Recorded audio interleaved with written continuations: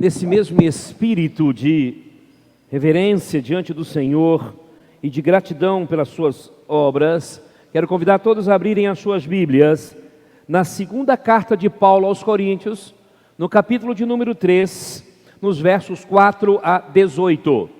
Segunda carta do apóstolo Paulo aos Coríntios, capítulo de número 3, versos 4 a 18. Assim diz a palavra do Senhor: e é por meio de Cristo que temos tal confiança em Deus. Não que por nós mesmos sejamos capazes de pensar alguma coisa como se partisse de nós. Pelo contrário, nossa capacidade vem de Deus, o qual nos capacitou para sermos ministros de uma nova aliança, não da letra, mas do Espírito, porque a letra mata, mas o Espírito vivifica.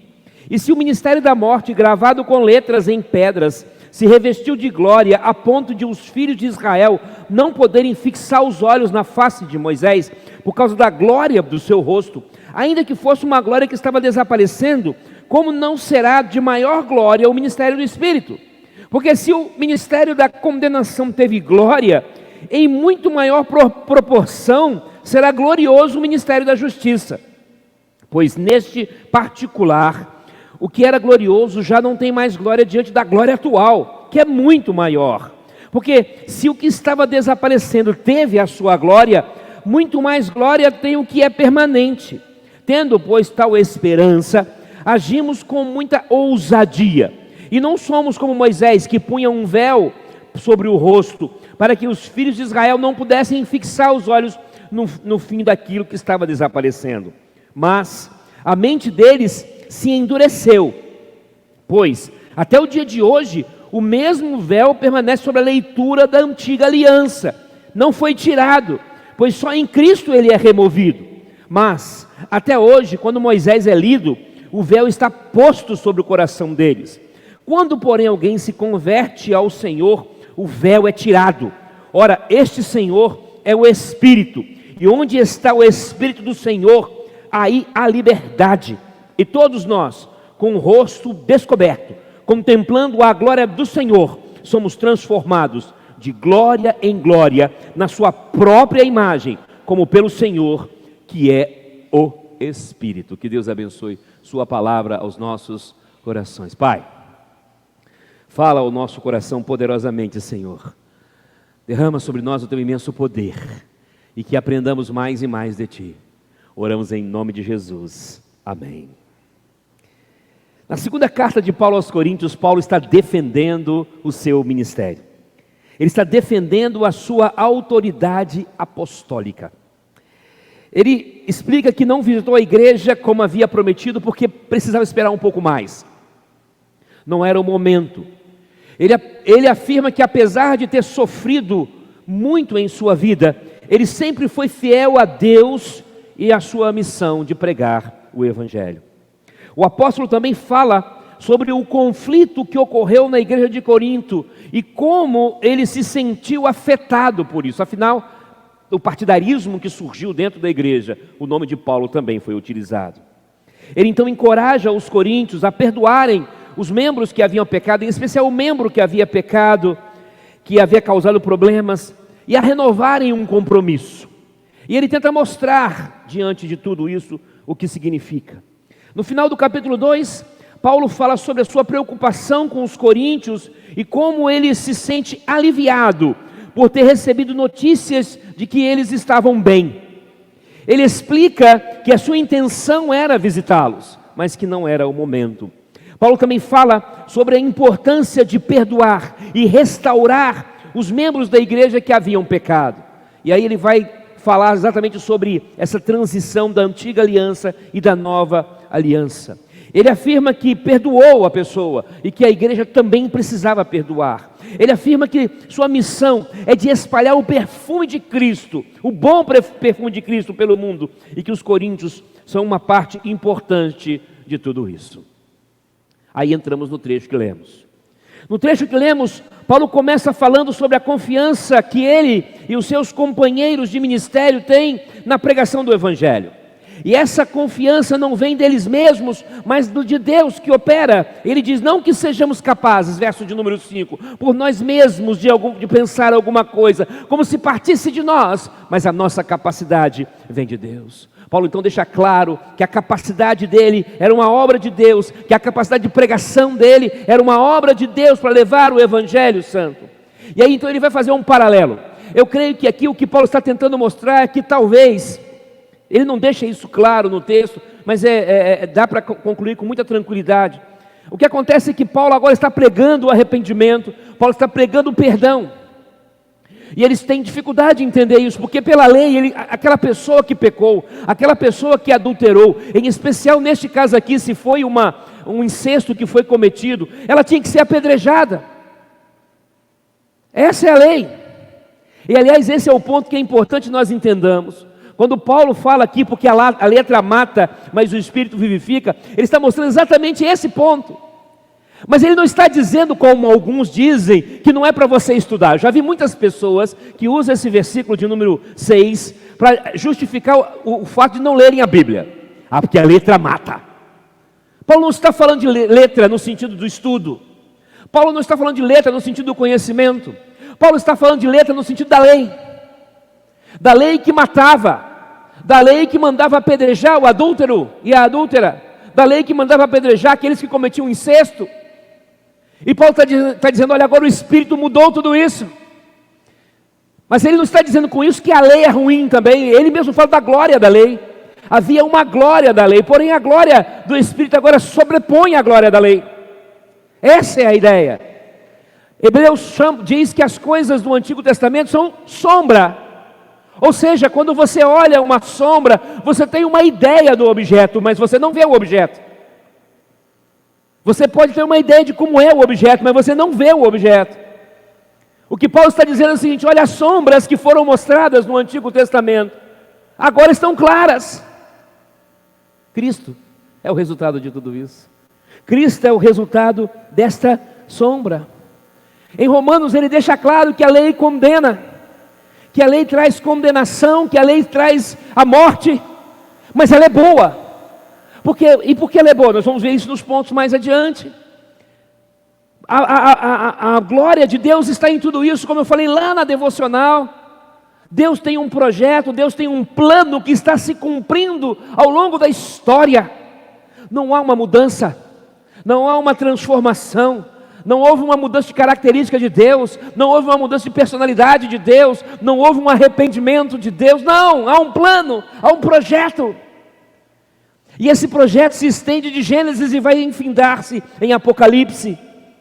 Então Paulo no verso 9 diz, porque se o ministério da condenação teve glória, olha bem, o ministério da condenação aqui é a antiga aliança, o antigo pacto, ele teve a glória dele, porque a lei é boa, porque a lei foi dada para nortear o povo de Deus. Então se o ministério da condenação teve glória, aí ele diz, em muito maior proporção, olha novamente, a glória do Antigo Testamento está aqui, a glória da nova aliança está aqui, houve uma glória, porém numa proporção muito maior, a glória da nova aliança. Paulo então continua dizendo que a pregação é superior ao antigo pacto, que tudo que ele estava ensinando era superior ao antigo pacto nesse sentido. Não é porque temos que abandonar o antigo pacto, não é que não exista mais a lei, não é que não existe mais mandamento, não é isso que ele está ensinando, mas ele está dizendo que agora eu estou perdoado, e que agora eu tenho a liberdade no Espírito Santo de Deus. Então, meu amado, quando alguém dizer para você que a letra mata e o Espírito vivifica, explique para ele isso, que a letra é a lei do Antigo Testamento, mas que a Bíblia precisa ser conhecida. A palavra de Deus deixa muito claro que o povo de Deus perece por não ter conhecimento da palavra, por não buscar conhecimento. Então não caia nessa falácia, não caia neste engodo de dizer que se a letra mata eu prefiro não conhecer. Conheço pregadores que não gostam de estudar para pregar, porque dizem que Deus vai revelar no momento, e a desculpa deles é a mesma, a letra mata. A letra não mata, a letra vivifica quando você olha pelo lado do conhecimento. O que a letra mata é porque ela aponta o nosso pecado. Ela mostra que somos pecadores. Ela mostra que somos falhos. E aí entra o Espírito de Deus na liberdade, que dá liberdade. Também é importante destacar aqui algo tremendo. Esse texto é um texto claríssimo, que alguns gostam de tentar distorcer, que mostra que o Espírito Santo também é Deus. Não sei se você prestou muita atenção, versos de número 16 em diante. Quando, porém, alguém se converte ao Senhor, o véu é tirado. Ora, presta atenção, este Senhor é o Espírito. E onde está o Espírito do Senhor, aí há liberdade. E todos nós, diz o texto, continua, com o rosto descoberto, contemplando a glória do Senhor, somos transformados de glória em glória na sua própria imagem, como pelo Senhor, que é o Espírito. Olha que coisa linda. A Trindade é uma coisa magnífica, é um mistério inconcebível para a nossa mente. Nós não alcançamos, temos dificuldades, não temos capacidade de explicar como isso funciona. Eu mesmo não sei dizer o que está acontecendo aqui, mas uma coisa eu sei, o texto está dizendo que o Senhor é o Espírito, que o Espírito é o Senhor e ponto, acabou. Não compete a mim discutir com o que o texto está dizendo com clareza, compete a mim crer, ou não. E eu creio no que está escrito, da forma que está escrita. Então, meu amado, essa é outra verdade que temos que entender. A Trindade é um mistério complexo demais, nós não alcançamos. A Trindade é um mistério que parece que quanto mais tentamos explicar, menos conseguimos alcançar. Mas de uma coisa eu sei, existe só um Deus, majestoso, tremendo, misterioso, e neste Deus há 3 pessoas. Como isso funciona eu não sei. Não são 3 manifestações, não são 3 modos, não são 3 momentos, são 3 pessoas.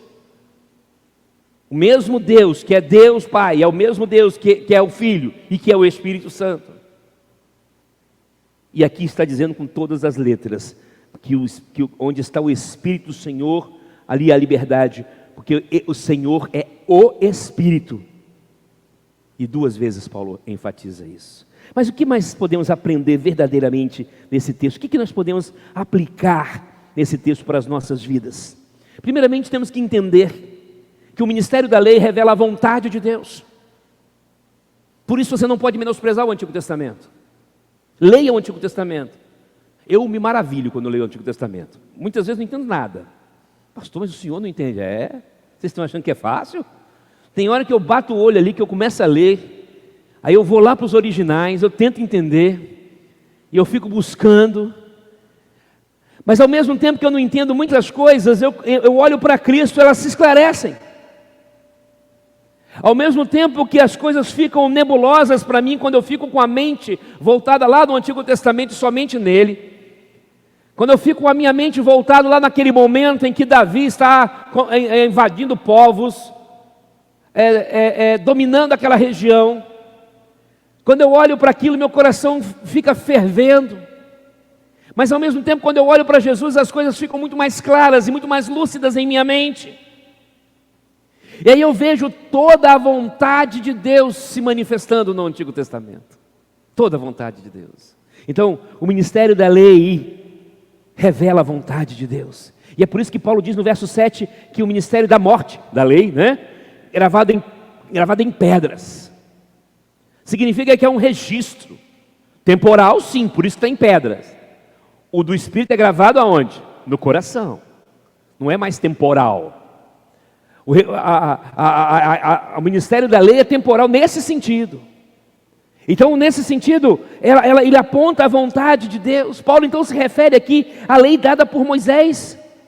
Ela foi dada por Deus para que sua vontade fosse conhecida pelo homem.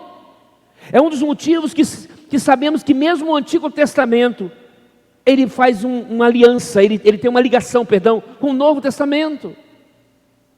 Você pode não entender no primeiro momento, mas você vê Jesus ali com muita clareza. O Deus do Antigo Testamento é o mesmo do Novo Testamento. Deus não mudou, Ele apenas está dando sequência a seu plano. Cuidado com essas visões distorcidas. Cuidado com a visão de que a lei acabou. A lei não acabou. O Antigo Testamento é a manifestação da vontade de Deus. A lei não veio para salvar, mas para mostrar como o povo de Deus deveria e deve andar.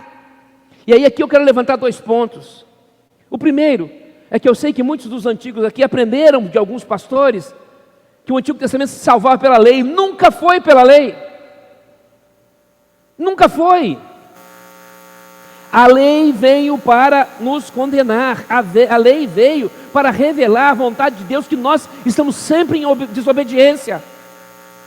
Nunca foi. Pastor, mas então como eram salvas as pessoas do Antigo Testamento? Da mesma forma que nós somos salvos, pela graça. Sempre foi pela graça. Nunca deixou de ser pela graça. Pela maravilhosa graça de Deus. Pela misteriosa graça de Deus. Não há um justo, um só sequer. Ontem eu estava fazendo a minha leitura normal, anual, da Bíblia, e vi Salomão na sua oração de inauguração do templo, de consagração do templo, dizer: porque não há quem peque. Desde o Antigo Testamento essa base existe, não há quem não peque, todo mundo peca. Todo mundo peca, todo mundo falha diante de Deus. Então o ministério da lei revela a vontade de Deus para nós. Então quando você for estudar a Bíblia, sempre estude toda a Bíblia, de Gênesis a Apocalipse. Você pode não entender no primeiro momento, no segundo, no terceiro, ou até 38 anos depois, como eu, ter dificuldades, mas sempre olhe para Jesus. Ele é a chave. Tem uma matéria no seminário chamada hermenêutica, que é a arte da interpretação. E eu digo que para se interpretar a Bíblia toda, você precisa de uma chave, que eu chamo de chave hermenêutica. E essa chave hermenêutica é Jesus Cristo. Um dos grandes problemas que temos é que alguns não estão usando Jesus Cristo, estão usando a sociologia, estão usando a psicologia, estão usando pensamentos humanos como chave hermenêutica. Então acabam não abrindo a porta que deve abrir. Imagine você numa antessala com diversas portas, mas só uma porta é o caminho, e só tem uma chave para aquela porta. Porém você tem várias chaves, e você insiste em dizer que qualquer uma das portas vai levar para o caminho certo. E aí você começa a abrir outras portas. É mais ou menos isso que alguns têm feito hoje. Alguns estão com uma outra chave que tem aberto outras portas, mas não a porta da palavra de Deus. Então não conseguem ver essa aliança, não conseguem ver a glória de Deus no Antigo Testamento, no Novo Testamento, não conseguem ver a ligação de tudo isso, não conseguem entender o mistério da lei que revela a vontade de Deus para nós. Meu amado, minha amada, entenda uma coisa: Jesus precisa ser a sua chave hermenêutica, sempre. A nossa declaração doutrinária deixa isso muito claro. É claro que quando nós falamos de Jesus como um todo.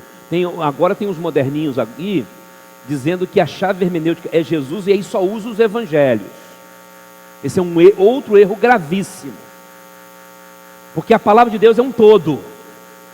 Então quando Paulo escreve, Paulo só não vai contradizer Jesus. Isso ele não vai. Mas Paulo pode dar luz a coisas que Jesus não disse. Isso ele pode. É igual eu vejo na internet às vezes alguns defendendo a homossexualidade, porque Jesus não combateu a homossexualidade, mas Paulo combateu. O Velho Testamento combate. E a lei é boa. A lei revela o quê? O pecado do homem. A lei revela a vontade de Deus e, consequentemente, o pecado do homem. Então, não caia nessa falácia também, neste engodo. Eu tenho que interpretar apenas de acordo com os 4 evangelhos. Não é por aí o caminho. É claro que, aí vem um truque de interpretação. Se você tem uma palavra de Cristo e você tem uma palavra de Paulo, que aparentemente, eu vou usar essa expressão para tentar ficar claro. Eu sei que talvez alguns vão me interpretar mal aqui, mas fique atento ao que eu estou dizendo. Você tem a palavra de Cristo e você tem aparentemente uma palavra contraditória de Paulo. Aparentemente. Aí, se tiver essa aparência, prevalece a vontade de Cristo. E aí você encaixa Paulo naquilo que Cristo quer dizer. Ok? Essa é a forma correta de se interpretar. Você não pode pegar por Paulo e encaixar Jesus. Não. Você vai pegar por Jesus e encaixar Paulo. Essa é a forma correta. Mas isso, como eu digo, é aparente, porque não há essa contradição. Não há. Paulo, por exemplo, vou pegar um exemplo clássico, que é o divórcio. Alguns acham que Paulo foi mais suave do que Jesus. Não foi. Paulo seguiu exatamente a mesma linha de Jesus. Seguiu. O divórcio continua sendo pecado. Nunca deixou de ser pecado. Continuará sendo pecado. Se você cometeu esse pecado, você tem que se arrepender. A diferença é que você não vai ser morto mais agora. Por quê? Porque a nova aliança te dá essa oportunidade de arrependimento. Essa é a diferença. Mas continua sendo pecado. Carece de arrependimento. Carece de conversão. Carece de mudança. Continua sendo, não deixou de ser. Jamais. Então Paulo, Jesus e Paulo se completam. Um dá a luz ao outro, a ideia do outro com mais profundidade. E ponto, acabou. Não há contradição. Então, meu amado, o ministério da lei revela a vontade de Deus. Mas segunda coisa que nós aprendemos, que o ministério da lei revela a situação do homem. Por isso que o Paulo fala que o ministério da lei é o ministério da condenação. Essa é a situação do homem. O que Romanos 3:23 diz? Todos pecaram e estão o quê? Destituídos da glória de Deus. Todos. Esse é o ministério da lei. Paulo chama então a lei de Moisés de ministério da condenação. Mas ele não está depreciando, não tem nada de depreciativo. Tanto é que ele vai dizer, ele teve a glória dele. O que ele está dizendo é que houve uma evolução no projeto de Deus. Não houve uma evolução na mente de Deus. Deus melhorou a mente dele. Não, ele fez cumprir o projeto dele. Há um projeto. E como num projeto, muitas vezes nós olhamos e não vemos a beleza da coisa. Mas quando as coisas vão se erguendo, nós vamos vendo a coisa ficar bonito. Esse é o projeto de Deus. Deus projetou em Cristo a nossa salvação. Perdão. Deus projetou em Cristo a nossa esperança, a nossa eternidade. O ministério da lei só revela a situação do homem. Uma vez que ela revela a vontade de Deus, e uma vez que o homem jamais obedece à vontade de Deus, revela também a situação do homem. Por isso, Deus estava em Cristo, segundo aos Coríntios, capítulo 5, verso 19, reconciliando consigo o mundo. Você consegue entender isso? Então, através das obras da lei, o povo de Israel achava que podia se justificar diante de Deus. Exatamente assim como muitos pastores ensinavam que a salvação era pelas obras. O povo de Israel achava a mesma coisa. Vou ser bonzinho, né? E aí começavam a viver de uma forma estereotipada, externada, mas não interiorizada. Quando eles estão diante de Jesus, já preguei esse texto aqui, e ele está lá na areia escrevendo, e eles levam uma mulher adúltera. Se você prestar atenção no texto, é muito interessante. Eles queriam que apedrejassem apenas a mulher, mas a lei é clara. Embora alguns insistam em dizer que a Bíblia é machista, mas a Bíblia é muito clara. Os dois tinham que ser apedrejados. Os dois. E Jesus sabia disso, e eles também sabiam. E alguns estudiosos acreditam que provavelmente era um deles que era o adúltero, que na realidade armaram para poder pegar Jesus através daquela mulher. O machismo estava neles e não na palavra de Deus. E aqueles homens estavam tentando pegar Jesus, iludir Jesus e tentar assim condenar Jesus. A lei mostra a situação do homem. Mas aí tem outras coisas que nós aprendemos nesse texto. Que o ministério do Espírito é um ministério eterno. O ministério do Espírito, ele é majestoso, ele é maravilhoso. Ele começa lá atrás, lá em Gênesis, através desse projeto maravilhoso. Obrigado, Evaldo, muito obrigado. Deus abençoe. Ele começa lá no Éden. Ele começa lá atrás. Nesse projeto maravilhoso de Deus de salvação. Nesse projeto majestoso de Deus de esperança. e que o ministério do Espírito sempre esteve presente. Então no verso 11 Paulo vai dizer, porque se o que estava desaparecendo, a lei, teve a sua glória, olha só, teve a sua glória, muito mais glória tem o que é permanente, o que sempre existiu e o que sempre vai existir. Essa é a ideia de permanência aqui. O novo concerto é chamado agora de ministério do Espírito. O outro é ministério da condenação. Agora é o ministério do Espírito. A grande característica dele é a eternidade. E este assunto é constante na epístola de Paulo, nas epístolas de Paulo. Isso mostra o quanto o Senhor dá importância a este assunto. E é muito triste hoje, meus amados, que a igreja perdeu o foco da vida eterna. Que dos nossos púlpitos fala-se pouquíssimo sobre vida eterna. Hoje se foca em autoestima, autoajuda, prosperidade, materialismo, tantas outras coisas. Pastor, mas essas coisas são importantes, pastor. Eu não estou dizendo que não são importantes, eu estou dizendo que não são a essência do Evangelho. E que se você entende o que é vida eterna, essas coisas são superadas. Olha que coisa interessante. Porque se eu estou olhando para a eternidade, eu não tenho baixa autoestima. Eu não preciso. Sabe por quê? Porque eu sei em quem tenho crido. Estou certo que Ele é poderoso para guardar o meu depósito até aquele dia. Então eu não sou derrubado por essas coisas. Porque se eu estou olhando para a eternidade, porque se eu estou olhando para o Espírito eterno, eu não preciso de autoajuda, porque eu tenho um Senhor que é o meu pastor e de nada eu sentirei falta.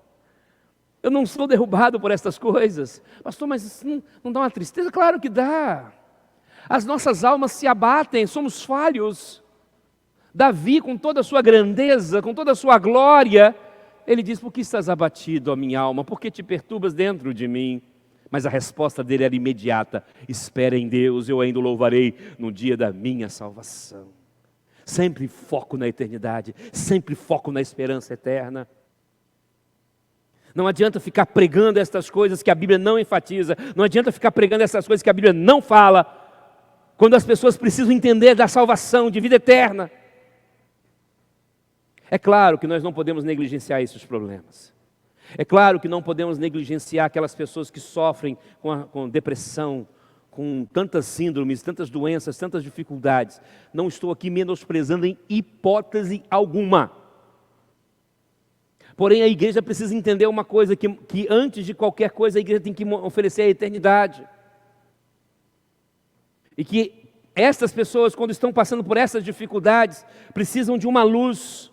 E essa luz é Jesus. Jesus é a luz. Ao enviar Jesus e criar a nova aliança, Deus estava querendo dizer que o ser humano deve focar a eternidade, focar a vida eterna, focar na esperança eterna. E é por isso que o povo de Deus cada vez mais se comporta como o mundo. Cada vez mais temos pessoas tristes, deprimidas, abatidas dentro do seio da igreja, porque não estamos com foco no lugar certo. É só por isso. Quando não focamos na eternidade, quando não focamos na esperança eterna, é óbvio que qualquer coisa vai nos abater, é óbvio que qualquer coisa vai nos derrubar. Por outro lado, em contrapartida, quando o nosso foco é a eternidade maravilhosa, prometida, aí, meu querido, minha querida, não é qualquer coisa que vai nos derrubar, não é qualquer coisa que vai nos quebrar. Porque o ministério do Espírito é eterno e aponta para essa eternidade. Em quarto lugar, Paulo me ensina que o ministério do Espírito é de liberdade. Aí entra um ponto que aparentemente é contraditório. Muitos olham para os cristãos e afirmam que não querem ser crentes porque não querem se sentir presos. Vocês não podem fazer nada. E é exatamente o contrário. As pessoas não conseguem entender que na realidade eu sou livre para fazer o que eu quiser. Só não faço porque eu não quero. Porque eu não sou escravo do pecado agora. Antes eu era escravo do pecado. Antes eu era escravo dos meus desejos, das minhas vontades, da minha carnalidade, da minha concupiscência. Antes eu era escravo do meu ser. Agora eu sou livre. Escravo de Cristo, sim, mas livre. Por isso Paulo pode dizer, como ele diz aos Coríntios, no capítulo 6, verso de número 12 da primeira carta: todas as coisas me são lícitas, ou seja, não tem nada de errado, mas nem todas as coisas me convêm. Todas as coisas me são lícitas. Aí ele termina de uma forma grandiosa: mas eu não me deixarei dominar por nenhuma delas. Ou seja, eu não sou escravo delas. Não sou. Às vezes eu fico triste quando nós crentes queremos inventar tanta coisa para poder mostrar uma santidade exterior, igualzinho os fariseus.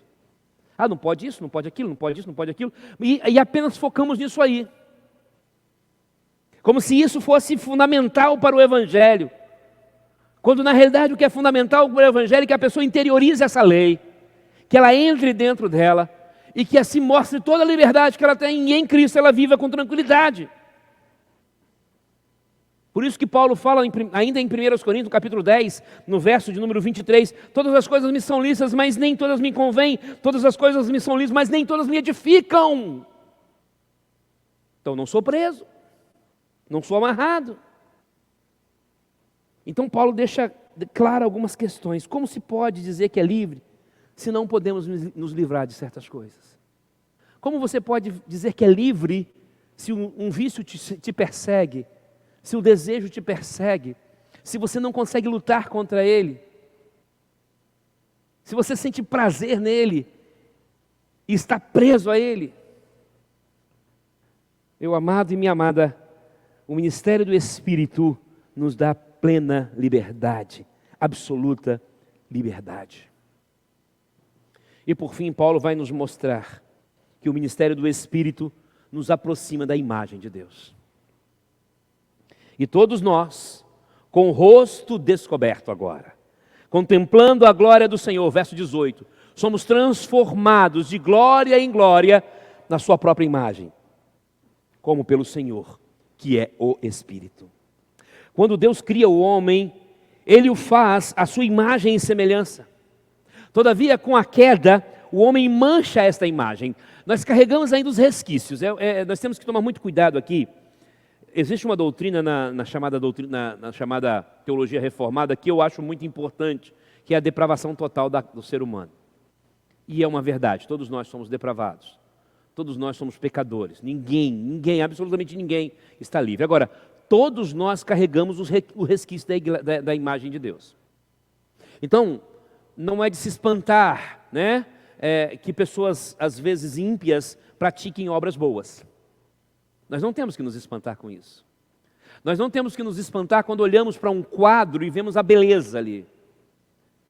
Às vezes, depende do quadro que eu olho, mesmo sendo desenhado por um ateu, eu vejo a glória de Deus. Porque a imagem de Deus está expressa naquele homem, ou naquela pessoa que ali pintou. Quando eu vejo uma obra de arte, um musical daqueles antigos, eu vejo a glória de Deus. Não consigo imaginar outra coisa que não seja a glória de Deus inundando. Eu me lembro de uma vez que nós tínhamos um coro especial na igreja onde éramos membros, um coro chamado Coro de Câmara. E esse coro, a nossa ministra escolheu as 16 vozes que ela julgava que eram as melhores, segundo ela, e nós podíamos cantar muitos tipos de músicas, com a qualidade mais elevada, porque ela não tinha que se preocupar tanto com certas coisas, né, quando você tem todo mundo junto no coral. E então nós cantávamos músicas muito difíceis. E um belo dia fomos cantar a famosa Aleluia de Handel. E aí cantamos e achei interessante que uma pessoa veio me criticar, porque eu fazia parte desse coro de câmara, e ele veio me criticar exatamente por causa disso, porque ele achava que uma música desse tipo, que é tocada nos filmes seculares, que é tocada às vezes em teatros, não poderia ser cantada numa igreja. E eu disse: você está ligeiramente enganado, redondamente enganado. Essa música, se você prestou atenção na letra dela, essa música fala exatamente da vitória do Deus e do seu Cristo. Da vitória que aponta para aquele dia em que Jesus vai de voltar. Que o reino do Senhor se tornou a vitória do seu Filho, do seu Cristo. que Ele aponta para a nossa eternidade, para a majestade. E por isso podemos cantar, aleluia, aleluia, aleluia. Pessoas têm muita dificuldade em entender isso. Não estou dizendo que não existem algumas músicas perigosas. Tem uma e outra que eu tenho muita preocupação quando nós cantamos, porque quando eu vou ver a letra original, eu vejo que não está falando coisas que agradariam a Deus. Mas o fato é que o homem tem uma fagulha de Deus dentro dele.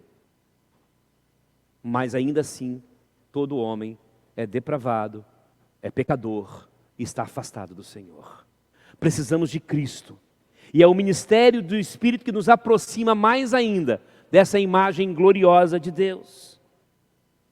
Hoje o que eu estou falando para você é para que você está se aproximando mais e mais dessa imagem de Deus. E quanto mais o Espírito Santo opera dentro de nós, mais e mais nos tornamos a imagem desse Deus. Quanto mais o Espírito Santo operar dentro de nós, através do fruto do Espírito, mais e mais refletimos a imagem de Deus.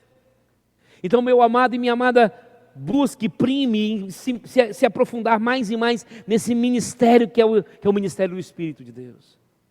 Que é a obra do Novo Testamento. Aí agora eu falo, leia também o Novo Testamento. Conheça o Novo Testamento. Conheça o que Deus está ensinando através de sua palavra como um todo. Entenda a ligação entre as duas alianças. Entenda que a primeira aliança é a letra que mata, sim, mas ainda assim glorificou a Deus. Ainda assim glorificou esse Deus majestoso. Ainda assim glorificou esse Deus tremendo. E agora nós temos uma nova aliança. Uma aliança majestosa que vem através da obra do Espírito Santo, que foi concretizado na cruz do Calvário através do sangue derramado naquela cruz, mas que é uma obra eterna, que é uma obra majestosa, que é uma obra que nos mostra a liberdade em Cristo, e é uma obra que nos aproxima mais e mais da imagem de Deus. Você consegue entender isso? Que o Senhor possa nos iluminar, que através da leitura de sua palavra, nós possamos realmente entender que a antiga lei esclarece a vontade de Deus, a antiga lei mostra a minha situação diante de Deus, mas a nova lei, ela aponta para a liberdade que há no Espírito Santo, ela aponta para a liberdade que há na transformação que Ele faz em nós, ela aponta para a eternidade majestosa que por nós é esperada, e ela aponta para a certeza de que estamos cada vez mais próximos da imagem desse Deus maravilhoso. Pense nisso, que Deus possa completar estas palavras em nossos corações, que nos aproximemos mais e mais de sua vontade, sabendo que, através da palavra de Deus, somos edificados, somos transformados e guiados dia a dia. Que Ele nos abençoe.